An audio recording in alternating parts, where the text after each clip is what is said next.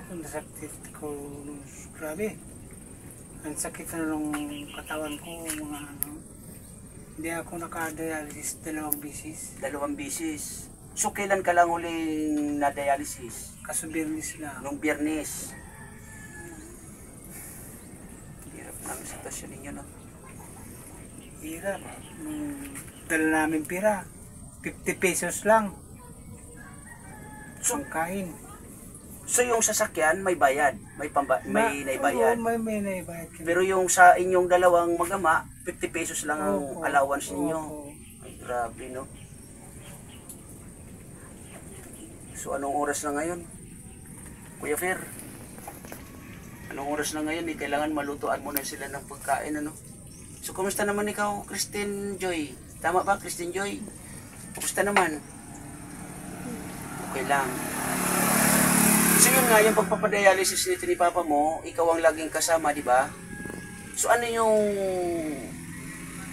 ikinukwento sa iyo ng doktor or nang nadudoon sa ospital? Dapat maabitahan siya rin. Dahil naghihina siya. Dahil dyan sa... Yung ito niya, kailangan mailipat na dahil nanghihina na. Yun ang sabi ng doktor. So magkano yung ano niyan pag nailipat? Magkano yung aabutin? 15 plus. 15,000 plus. Ay grabe, no? Dapat na February 8. Kaso, re-schedule ka. So, pihilit niya. In-update na. Ibig sabihin, dapat naka-schedule na ang paglipat yan. Naubos naman ang pera. Hindi, kasi sabi ni Christine Joy, yung sa PhilHealth, in-update. So, anong naging resulta doon sa pag-update mo ng PhilHealth ng tatay? Re-schedule pa siya. Re-schedule pa. Di, I mean, nung na-update yon, okay na doon sa PhilHealth. Re-schedule na lang siya. So, maghihintay na lang kung kailan ang schedule niya.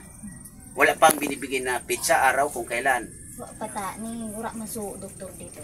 Wala yung doktor. Dapat ang natang maka-story. Oo, yung doktor ang makakausap mo dapat. So, okay.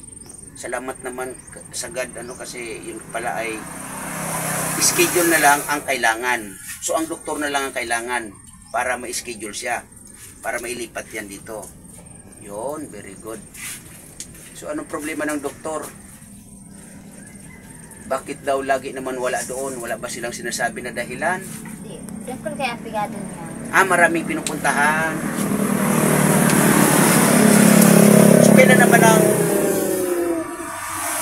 punta ni tatay ninyo doon? Martes na naman uli. So, pag pumupunta ba kayo ng ospital, naisasabay na yung schedule niya kung kailan? Hindi. Iba rin.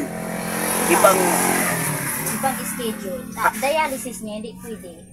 Ibig sabihin, yung dialysis as in dialysis lang. Tapos yung pagpa-schedule ng paglilipat sa kanya ay ibang araw din. Iba. At ano yung sa ospital pa rin? Isa ibang sa private sa Tanchuli. Ibang ospital. Iba. Sino ang naglalakad niyan? Ako. Ikaw. Salamat kasi nandiyan ka para mag-alaga kay papa mo. So yung pag-aaral mo, kumusta? Anong plano?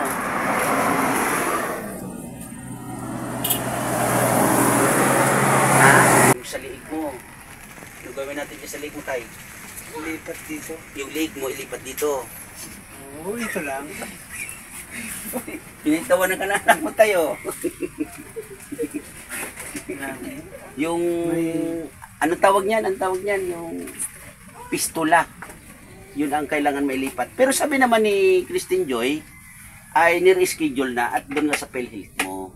So hindi pa man sigurado Hindi ko man sigurado kung so ano niya. Ay kung magkano yung aabutin. Ganon.